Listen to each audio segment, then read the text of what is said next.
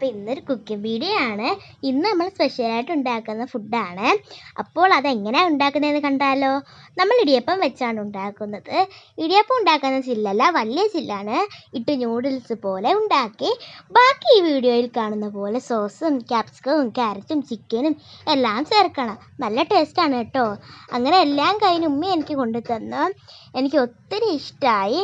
അങ്ങനെ ഞാൻ അത് ഫുള്ളും തിന്നു. അപ്പോൾ എല്ലാവരും എൻ്റെ വീഡിയോ ലൈക്കും ഷെയറും സബ്സ്ക്രൈബും എല്ലാം ചെയ്യണം. അപ്പോൾ ബാക്കി ഒന്ന് കണ്ടു നോക്ക്.